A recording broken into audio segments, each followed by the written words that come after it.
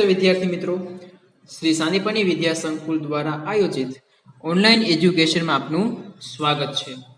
આજે આપણે ધોરણ 8 વિષય ગણિત ચેપ્ટર નંબર 7 ની શરૂઆત કરશું। બરોબર, અગાઉ આપણે ચેપ્ટર નંબર 6 પૂરું કર્યું।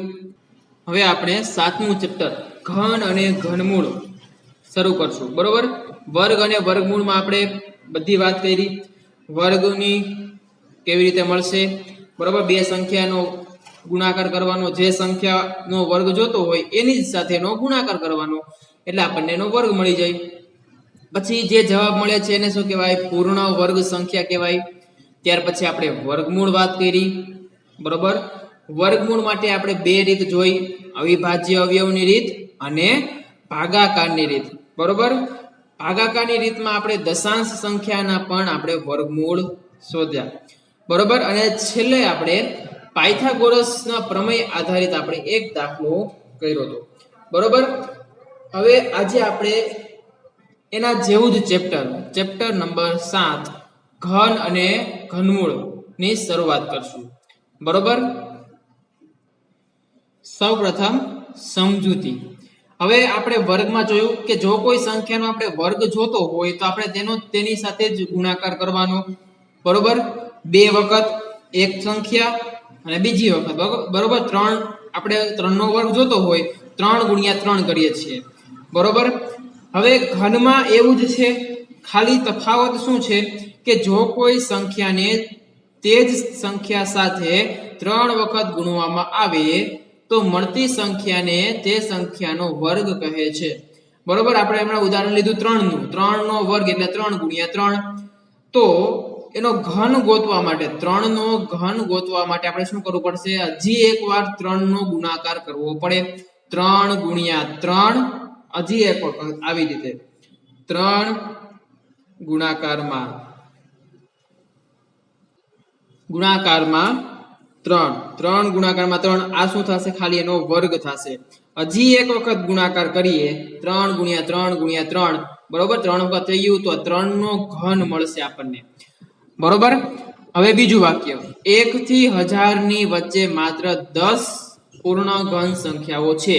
બરોબર, 1 થી લઈને 10 સુધીનો તમે ઘન કરો, બરોબર, એટલે 10 સંખ્યા થઈ ગઈ।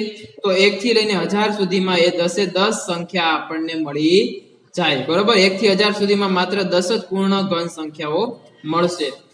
ત્યાર પછી બેકી સંખ્યાઓના ઘન બેકી સંખ્યા મળશે અને એકી સંખ્યાઓના ઘન એકી સંખ્યા હોય છે। બરોબર, આ પણ યાદ રાખવાનું છે। બેકી સંખ્યા આપણે કોઈ પણ હોય એનો ઘન કરવો હોય તો એનો જવાબ આપણને બેકી સંખ્યા મળશે અને એકી સંખ્યાનો ઘન કરતા જવાબ એકી સંખ્યા જ મળશે। પછી ઋણ પૂર્ણાંક હોય, ઋણ પૂર્ણાંકનો ઘન હંમેશા ઋણ પૂર્ણાંક જ હોય। બરોબર, પૂર્ણાંક સંખ્યામાં આપણને ખબર છે કે ધન સંખ્યા, ઋણ સંખ્યા અને પૂર્ણ 0 આવશે। બરોબર, તો એમાંથી જે ઋણ સંખ્યા છે એનો ઘન કરવામાં આવે તો હંમેશા શું હશે? ઋણ પૂર્ણાંક જ હશે। હવે આ જે 1 2 3 4 અને 5 પોઈન્ટ છે એ ખાસ ખૂબ જ મહત્વના છે। તો આપણે વર્ગમાં પણ આ પોઈન્ટ જોયા હતા, એની જેમ જ છે પણ થોડુંક જ અલગ છે। શું અલગ છે? અહીંયા એકમના અંક શું હશે? તો એનો ઘન કરતા એકમનો અંક શું મળશે? એ 5 પોઈન્ટ છે। બરોબર, તો આપણે વર્ગમાં પણ એવા પોઈન્ટ જોયા હતા। તો અહીંયા શું છે કે જે સંખ્યાનો એકમનો અંક 0 1 4 5 6 અને 9 આટલું હોય, એકમનો અંક 0 1 0 હોય, 1 હોય, 4 5 6 કે 9 હોય અને એવી સંખ્યાનો જો આપણે એક ઘન કરીએ, બરોબર, એવી સંખ્યાનો ઘન કરીએ તો જવાબ જે મળશે એનો એકમનો અંક શું હશે? આની આ જ સંખ્યા હશે। બરોબર, ધારો કે આપણે 1 નો ઘન કરવો છે અથવા તો 11 નો ઘન કરવો છે, 1 નો ઘન કરીએ તો એનો જવાબ આપણને 1 જ મળશે। બરોબર, 4 નો ઘન કરીએ તો એને લખાશે કે 4 નો ઘન, વર્ગ લખતા હતા એને આવી રીતે ઘન લખાય। 4 નો ઘન બરાબર 4 ગુણ્યા 4 ગુણાકાર 4, 4 વખત થઈ ગયું, ચોકે ચોકે 16, 16 ચોક 64। બરોબર, તો અહીંયા એકમનો અંક શું હતો? 4, તો એનો ઘન કરતા પણ એકમનો અંક શું મળે છે 4 બરોબર અહીંયા આ વાક્ય એમ કહે છે હવે અહીંયા તમારે 4 વસ્તુ યાદ રાખવાની છે અલ્ટરનેટ છે જો એકમનો અંક 2 હોય તો એનો ઘન કરતા 8 મળશે એકમનો અંક જો એકમનો અંક 8 હોય તો એનો ઘન કરવાથી જે સંખ્યા મળે એનો એકમનો અંક 2 હશે બરોબર 2 8 3 અને 7 આ 4 સંખ્યા યાદ રાખવાની છે 2 8 3 7 બરોબર જો 2 હોય તો 8 8 હોય તો 2 પછી 3 હોય તો ઘન કરતા જે સંખ્યા મળશે એનો એકમનો અંક 7 હશે અને સંખ્યાનો એકમનો અંક 7 હોય તો ઘન કરવાથી જે સંખ્યા મળે એનો એકમનો અંક 3 હશે બરોબર આ 4 વાક્ય યાદ રાખવાના છે બરોબર તો આ થિયરી આપણે જોઈ ઘન વિશે હવે આપણે જોઈએ ઘનમૂળની થિયરી ઘનમૂળમાં શું હશે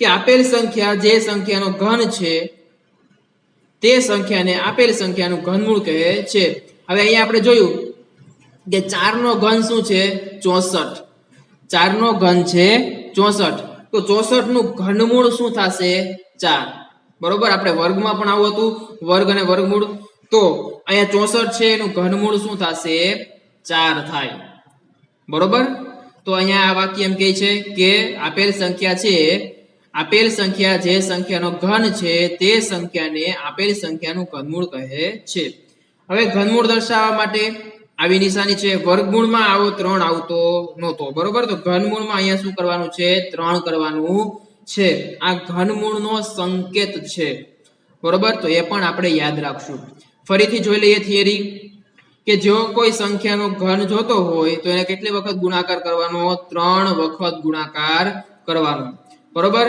1 થી 1000 ની વચ્ચે માત્ર 10 જ પૂર્ણ ઘન સંખ્યા આવશે વર્ગ અને વર્ગમૂળમાં પૂર્ણ વર્ગ હતું ઘન અને ઘનમૂળમાં પૂર્ણ ઘન સંખ્યાઓ આવશે બેકી સંખ્યાઓનો ઘન બેકી સંખ્યા મળશે એકી સંખ્યાઓનો ઘન એકી સંખ્યા મળશે ઋણ પૂર્ણાંકનો ઘન ઋણ પૂર્ણાંક જ મળશે ત્યાર પછી આ એકમનો અંક શું હશે ખાસ 0 1 2 4 5 6 કે 9 હોય તો એનો ઘન કરતા આપણને એકમનો અંક એની એ જ સંખ્યા મળશે યાદ શું રાખવાનું છે 2 8 3 7 એકમનો અંક 2 હોય તો ઘન કરતા 8 મળશે એકમનો અંક 8 હોય તો ઘન કરવાથી એકમનો અંક 2 મળશે 3 હોય તો એકમનો અંક 7 મળશે અને જો 7 હોય તો ઘન કરવાથી એકમનો અંક 3 મળશે પછી ઘનમૂળ જોયું અને એની સંકેત જોયો બરોબર હવે આપણે આગળના દાખલા જોઈએ હવે અહીંયા આપણને પેલો પ્રશ્ન છે કે નીચેનામાંથી કઈ સંખ્યા પૂર્ણ ઘન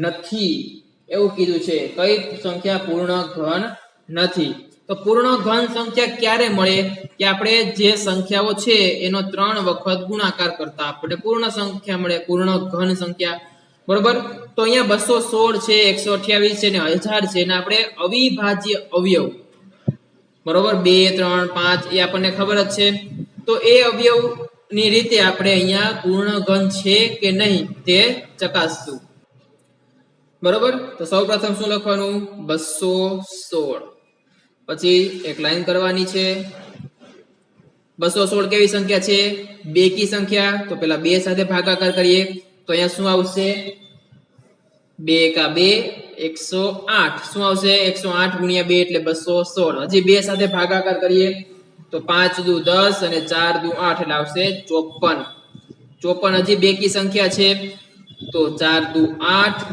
અને 7 દુ 14 હવે 7 છે ઈ એકી સંખ્યા છે બરોબર તો 2 સાથે ભાગ ચાલશે નહીં કેટલા સાથે કરવું પડશે 3 સાથે તો આપણને ખબર છે 9 તેરી 27 પછી આવશે 3 તેરી 9 અને 3 એકા 3 બરોબર તો 216 ના અવયવ શું આવ્યા 216 બરાબર 2 ગુણાકાર 2 ગુણાકાર 2 અને 3 ગુણાકાર 3 ગુણાકાર 3 કેટલી વખત આવ્યું 3 વખત બરોબર તો આ 1 અને આ 2 બરોબર 3 ની જોડમાં આવી ગયા છે 2 3 વખત આવી ગયા અને 3 પણ 3 વખત આવી ગયા બરોબર તેથી 216 એ પૂર્ણ ઘન સંખ્યા છે બરોબર 203 એ પૂર્ણ ઘન સંખ્યા છે.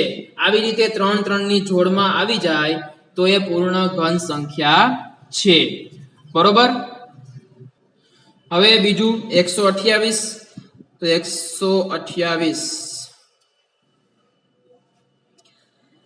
2 સાથે ભાગાકાર કરવો પડશે. બરોબર. તો 6 દુ 12 ને 4 દુ 8 64 દુ 128. ત્યાર પછી હજી 2 સાથે 3 દુ 6 2 દુ 4 હજી 2 સાથે ભાગાકાર ચાલશે 2 કા 2 6 દુ 12 હજી 2 સાથે ચાલશે 8 દુ 16 હજી 2 સાથે ચાલશે 4 દુ 8 હજી 2 સાથે 2 કા 2. બરોબર.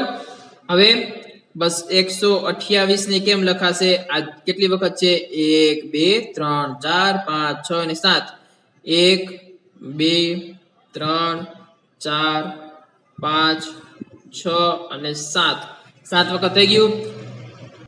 હવે શું કરવાની? 3 3 ની જોડ બનાવવાની. 1 અને આ 2. અહીંયા 1 2 વધે છે. બરોબર. તો અહીંયા 3 3 ની જોડ બનતી નથી. તેથી 128 એ પૂર્ણ ઘન સંખ્યા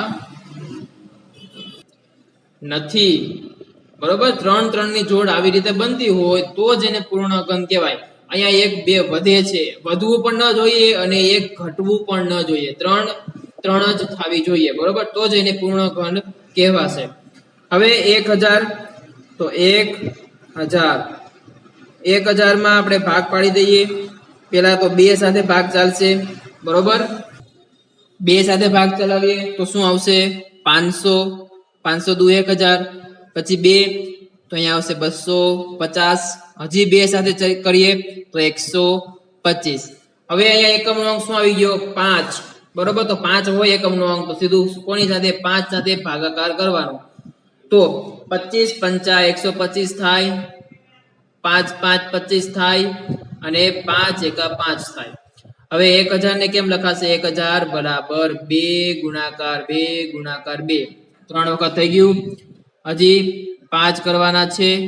3 વખત થઈ ગયા. આ 3 ની જોડ અને આ બીજા 3 ની જોડ.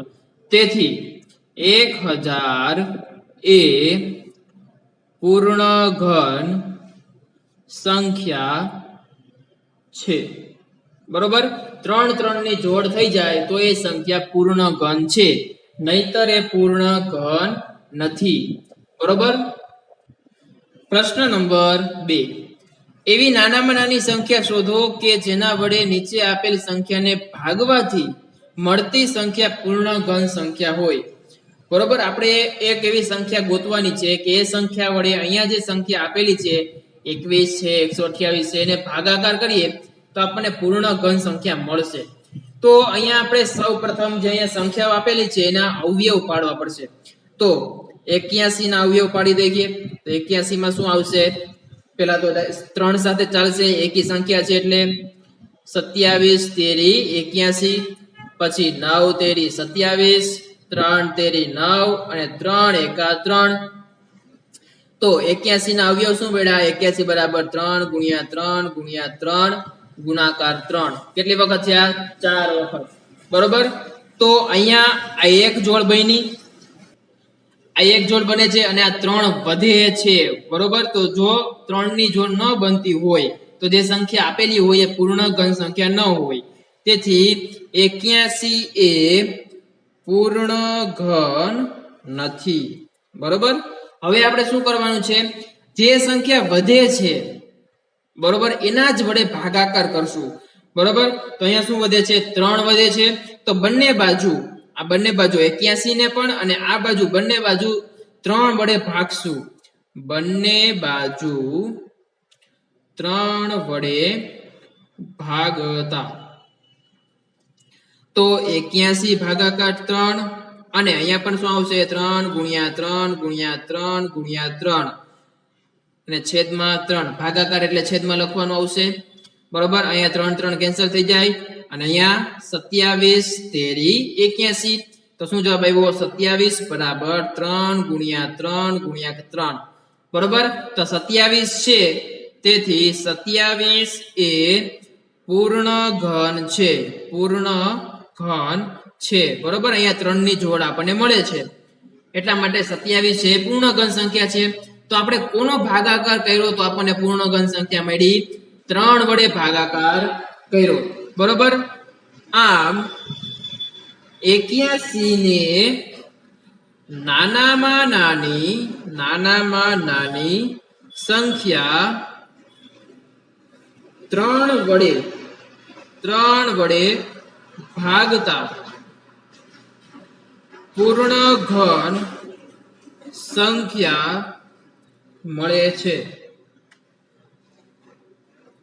બરોબર તો અહીંયા આપણને જે સંખ્યા આપેલી છે બરોબર એના પેલા અવયવ ગોતવાના છે અને એ અવયવમાં જે સંખ્યા વધે છે બરોબર એના જોડે ભાગાકાર કરવાનો છે એટલે આપણને પૂર્ણ ઘન સંખ્યા મળશે બરોબર હવે જેની સાથે ભાગાકાર કર્યો એ જ આપણો જવાબ થશે કે 81 ને નાનામાં નાની 3 સંખ્યા 3 વડે ભાગતા પૂર્ણ ઘન સંખ્યા મળે છે બરોબર હવે એવું જ અહીંયા કરવાનું છે 128 માટે તો 128 એના ભાગ પાડી દઈએ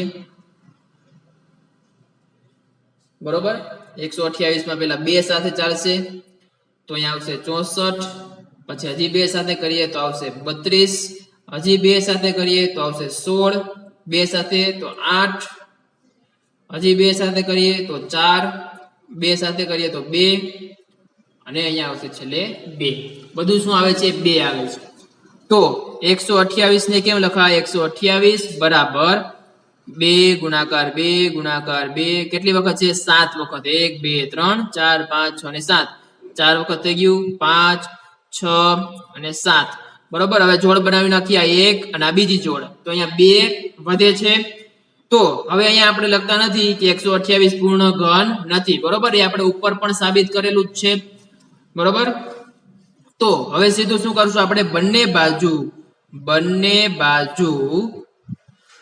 2 વડે ભાગતા શું કામ કારણ કે અહીંયા 2 વધે છે એટલા માટે બરોબર તો 128 ના છેદમાં 2 બરાબર અહીંયા કેટલી વખત છે 7 વખત 3 4 5 6 અને 7 છેદમાં આવશે 2 અહીંયા 2 કેન્સલ થઈ જાય અહીંયા છેદ ઉડાડીએ તો શું આવશે 64 તો 64 બરાબર 2 કેટલી વખત આવશે 6 વખત આવશે 3 4 5 અને 6 તો અહીંયા 2 ની જોડ મળી ગઈ બરોબર તેથી 64 એ પૂર્ણ ઘન છે બરોબર તો આપણે શું જોઈ છે નાનામાં નાની સંખ્યા તો 64 ને